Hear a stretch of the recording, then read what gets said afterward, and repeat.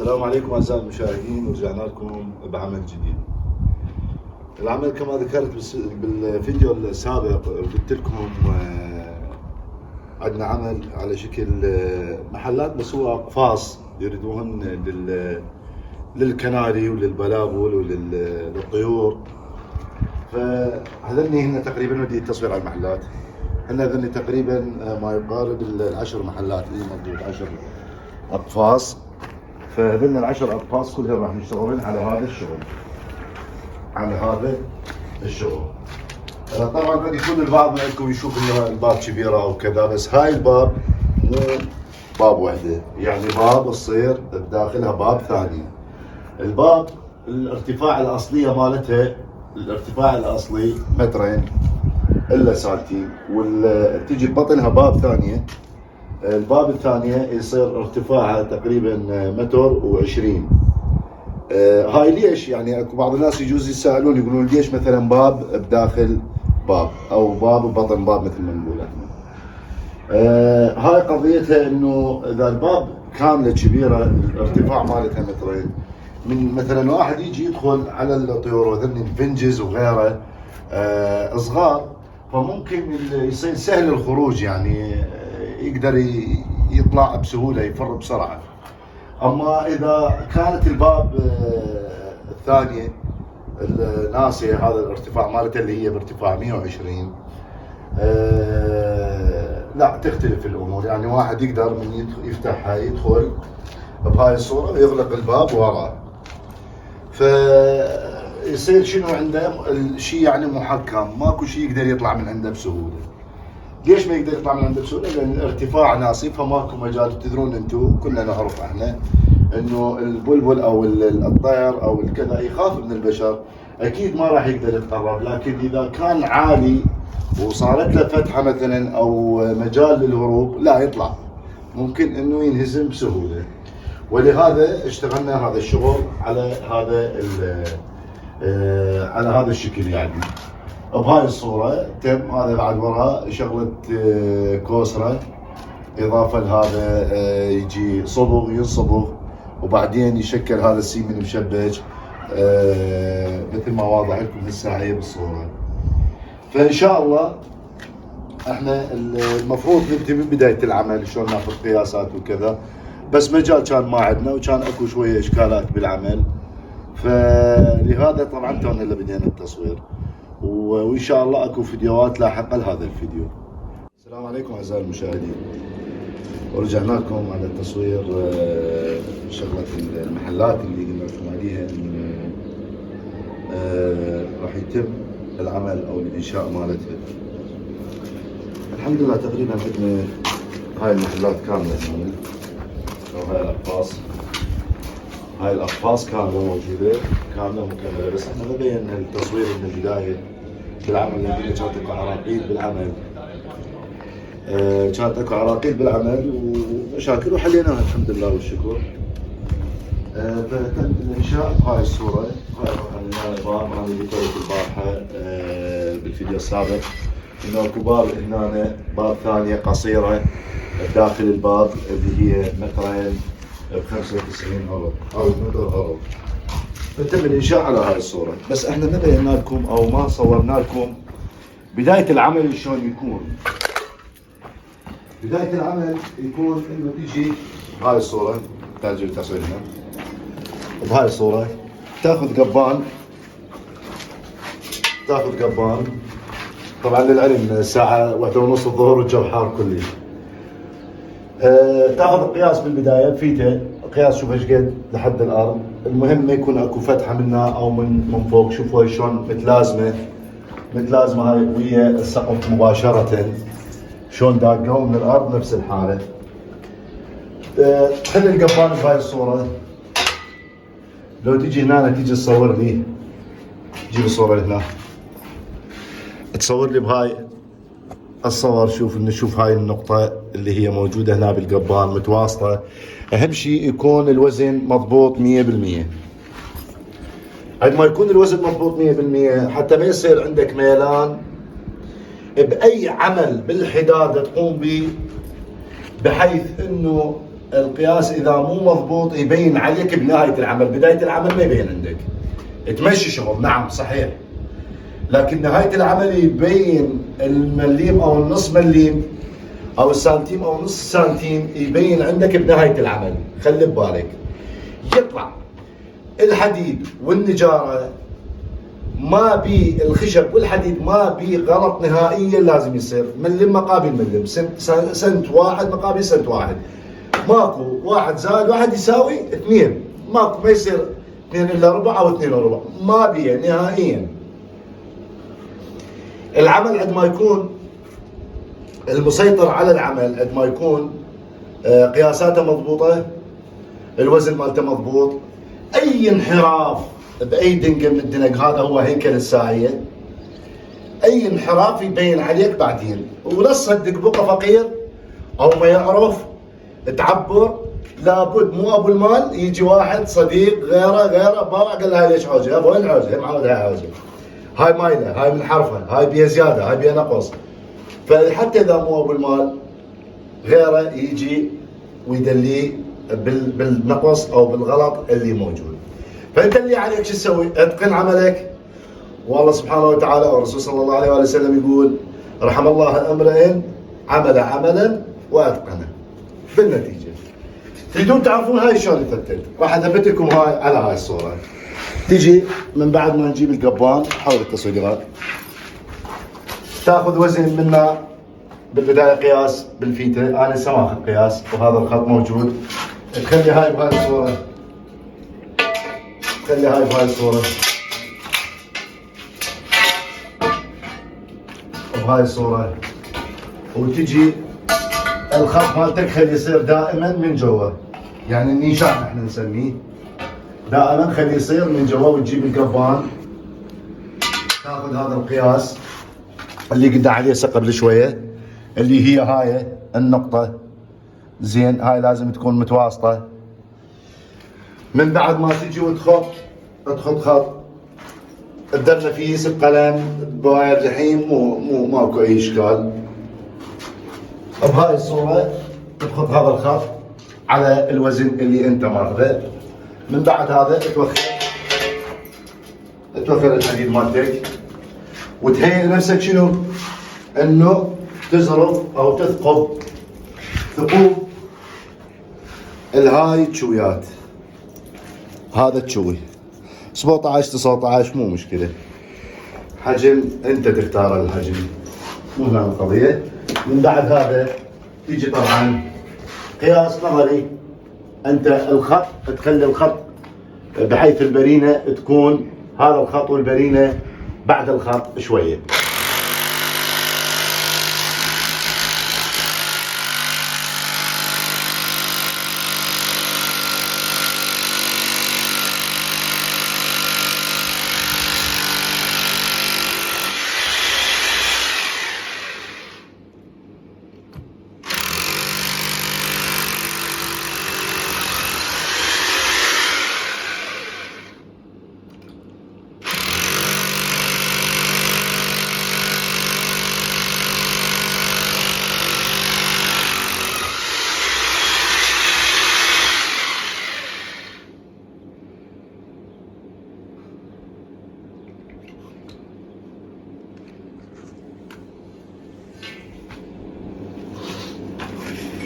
من بعد هذا الشيء تجي تثبت الشويات.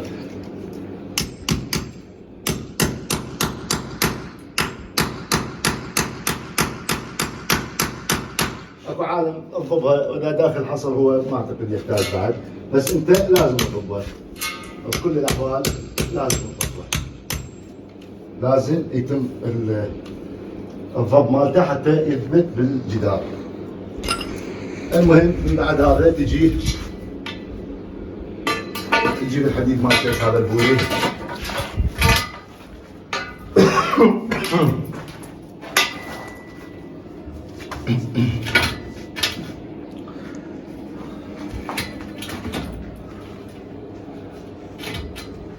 تعال اعطيني تصوير منه.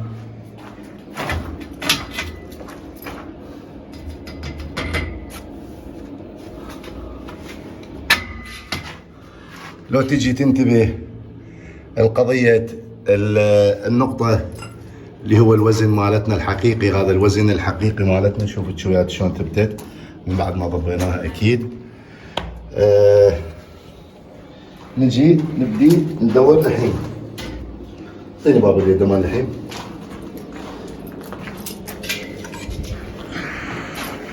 اهم شيء الوزن مالتك، وزنك خليه شكل بارد. اهم شيء الوزن مالتك، وزنك انت تكون مسؤول عنه.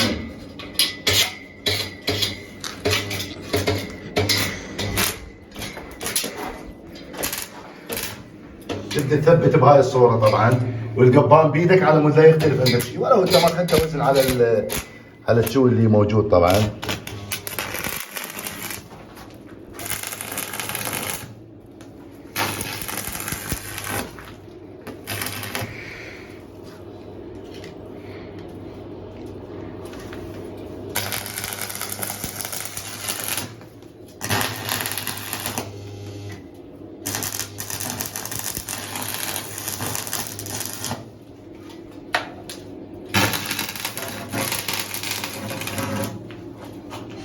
ثبتت بهاي الصورة.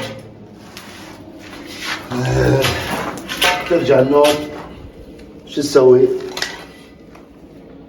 ترجع تثبت الأرضية اللي هي هاي الأرضية.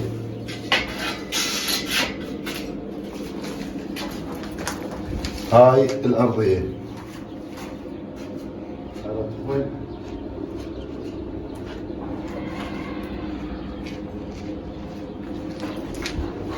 من تثبت الأرضية وبهاي الصورة. هاي انت من ثبتت هذا، انت قبل لا تثبت هذا تخلي هاي البولي، هذا العمود الهيكل الاساسي مال الجدار، عند ما تخليه تقدر تقيس الأرضية من ذاك العمود اللي ظاهر هسه بالتصوير لحد هذا العمود ايش قد هو، وانت حاطه هنا طبعا قبل التثبيت او كذا، وتقدر تفصل وتقص يعني بدون قبل التثبيت. العمل اشكال يعني تقدر هيك وتقدر هيك بنفس الطريقه وبنفس الوقت. هو عمل واحد، هو عمل واحد. ترجع تثبت من الجانب الاخر.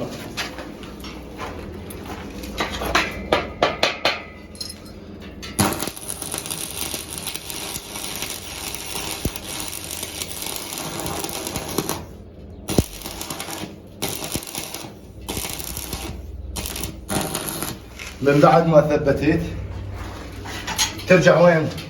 ترجع للسقف. السقف اللي هو الجسر الطاير مال السقف اللي هو بهاي الصوره. جيب لي تصوير اللي هو هذا اللي موجود حاليا. من بعد شو تسوي؟ ترجع تاخذ قياسات الباب ايش قد تريد الحكم مالتها، تسوي الحكم مالت الباب حسب ما تريد انت. طبعا قلت لكم الجو كلش حار، تقريبا ساعه 2 الظهر حاليا 1:30 ما اعرف بالضبط، ما اعرف ايش قد بنشتغل لان العالم رايدين عملهم، واضافه لهذا احنا عندنا اعمال اخرى يعني. بالنتيجه تجي هاي نفس الطريقه ونفس الحاله. خلي التصوير يمك.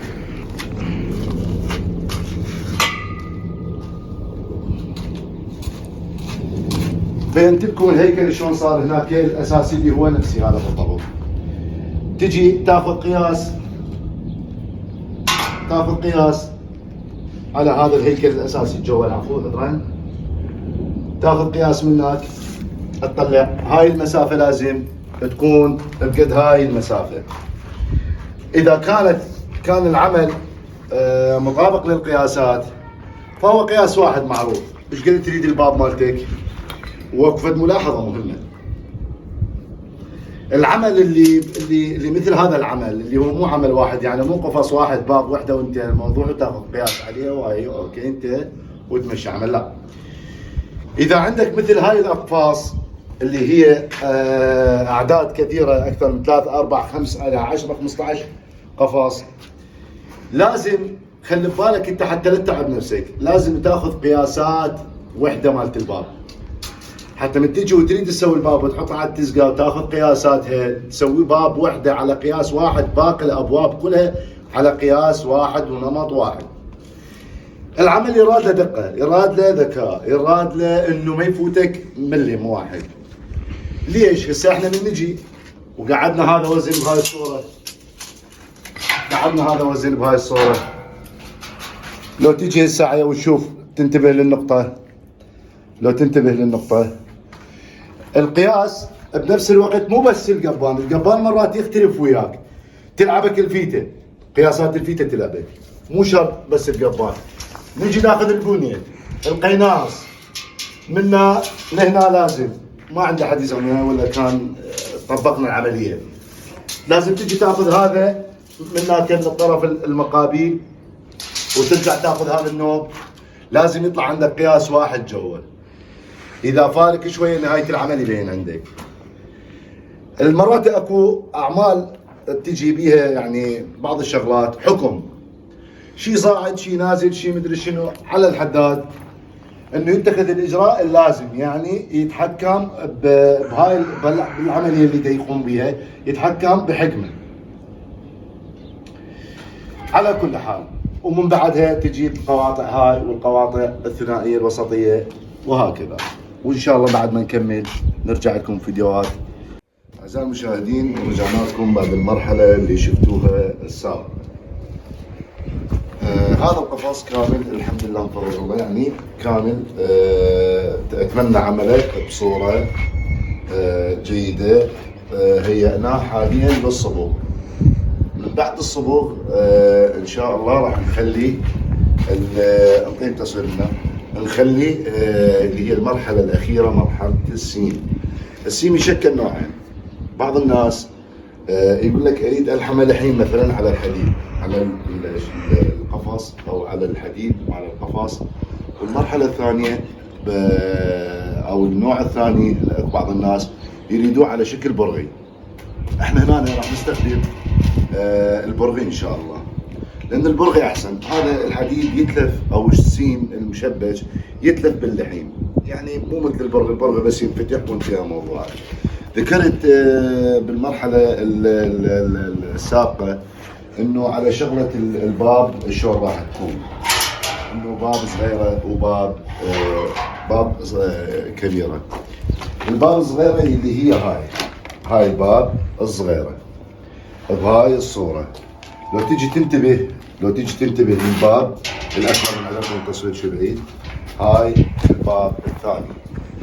طبعا بعض الناس يخلون دبل سردي، بس هو سرد واحد كلش كافي. اعطيني هنا تصوير، حاول تدخل شوفوا هذا مسوي سرد واحد، سرد واحد يقفل البابين. طبعا هاي الباب الاولى الكبيره وهاي الباب الثاني، اثنيناتهم. هذا هو قليل الاستخدام عليه، لان احنا من برا خلينا الديوتشي مالت القفاله من برا، خلينا اللي هو هذا ينقفل بباب بوحده، وهذا الثاني ينقفل الباب الصغيره. احنا حاليا بنهي مرحله الصبغ. هنا شطبنا من كوسره اللي هي المرحله الاخيره، بقى على الصبغ ينصبغ الا ينحط السيم المشبك.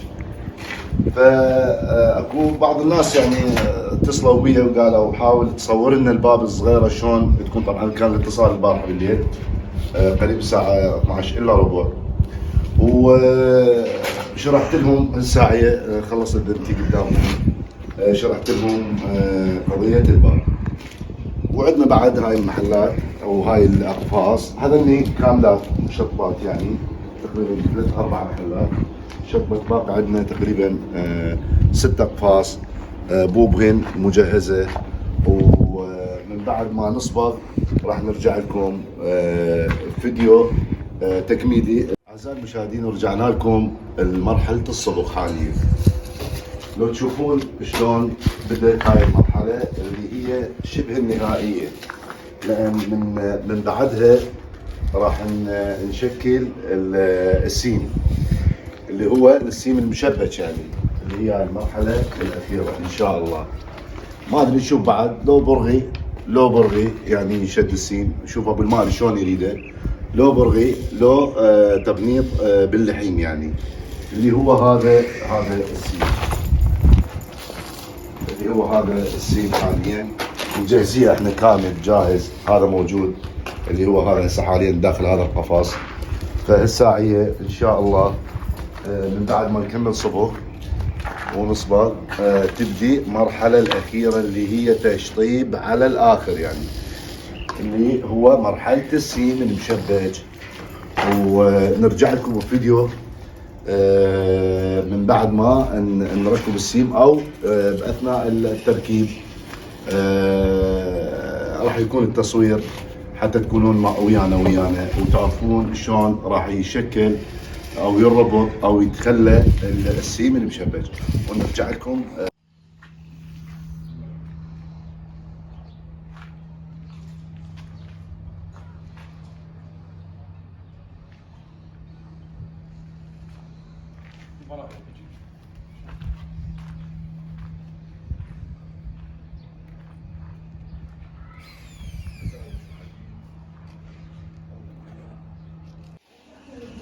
روح وصلت الواشر هو السنتر.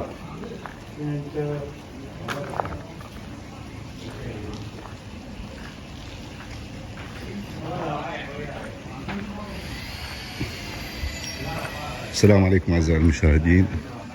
طبعا هاي الاقفاص الواجيات اللي سويناهن، عندنا ذني بعد الفوق بعد تقريبا ما كاملات لحد الان، القواطع الفوق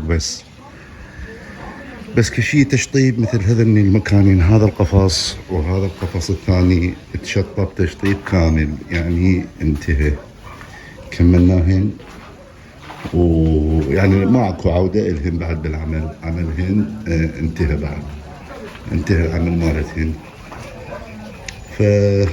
وهذا الثاني نفس الحالة هم انتهى.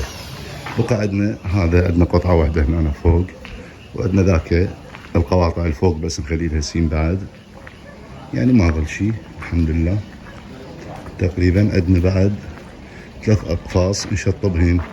شغلنا بالليل على برد الهواء لان الجو حار، هذا السبب اللي يخلينا انه نشتغل بالليل.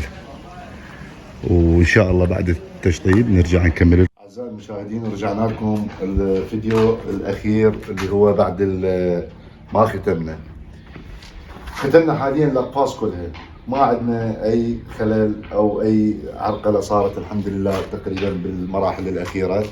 لاقينا صعوبه بدايه العمل، ذكرت انا بالفيديوهات السابقه انه كان اكو مشاكل بالعمل، ولحد ما تقريبا ركبنا السيم هذا السيم اللي هو المشبج.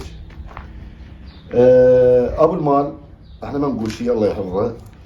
طبعا هسه اشوفكم شنو الوشر اللي جاب لي، اريد يخليه بالبرغي، واشتغلت قفص كامل للعلم، فتحت براغيه من جده وجديد من بعد التعديل، لان قلت له ما راح اشتغل هذا الشغل اني.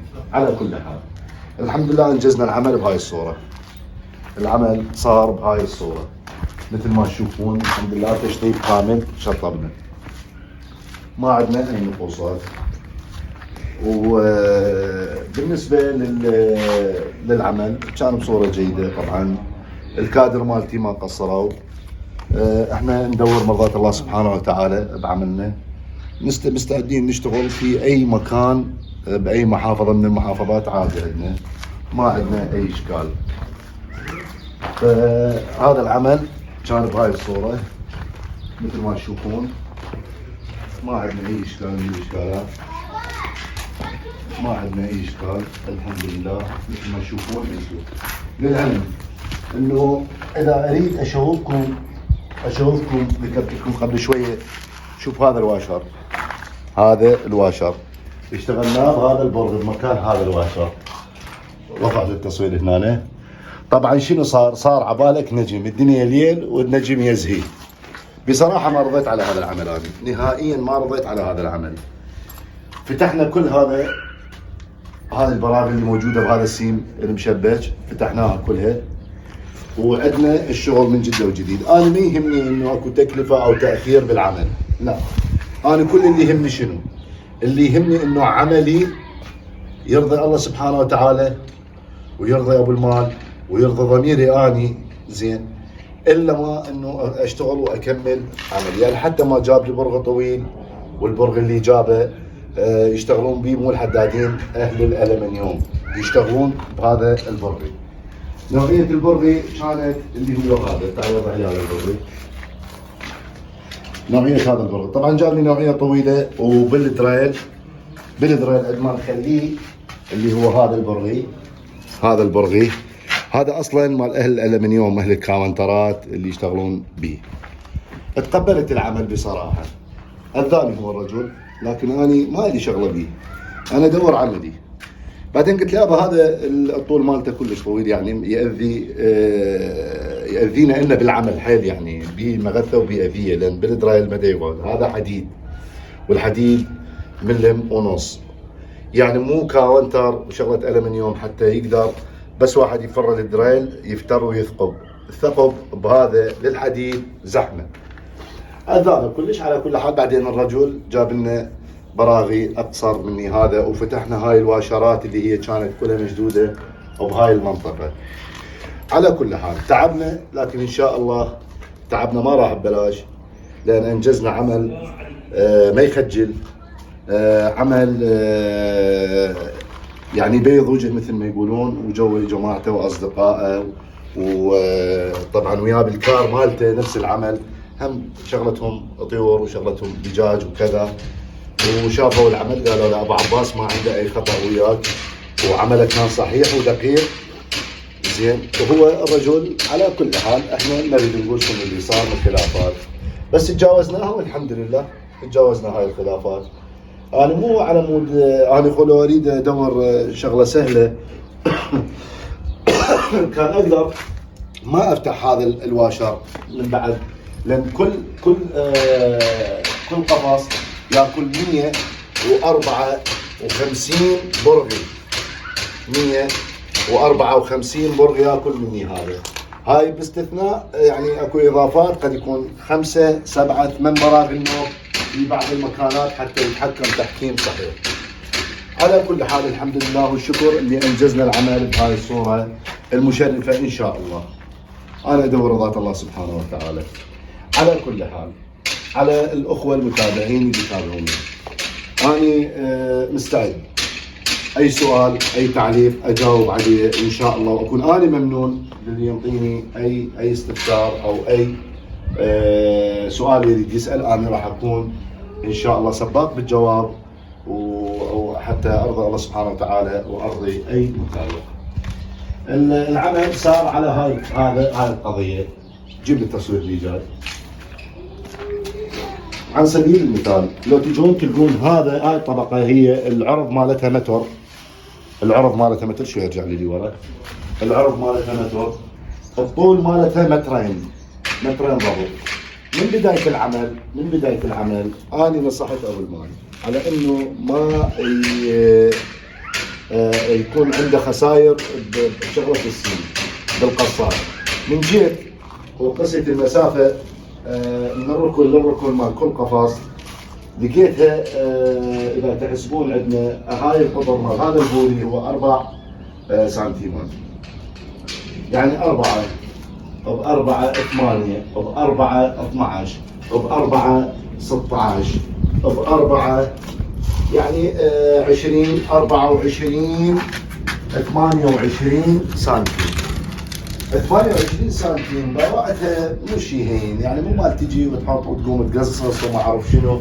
فسويت اني حبيت ابعد هاي المنطقه، يعني تقريبا اخليها، وضح لي التصوير هنا، حبيت اخلي هذا الفراغ من هاي المنطقه حتى اقدر اقرب المسافه من هنا لهنا تكون طبقه واحده بدون قص، والباب وكذلك، وهاي الصفحه وكذلك، وتقريبا كل الاقفاص لحد النهايه.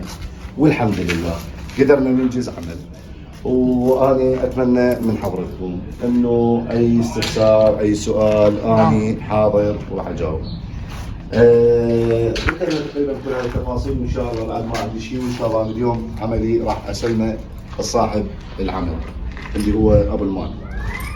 واتمنى قد اكون عند حسن ظنكم، واني رقمي موجود على الفيديو. اي اتصال لمجرد الترميشه عندي خدمه برقمي، اني اتصل زين، واي استفسار انا حاضر للجواب.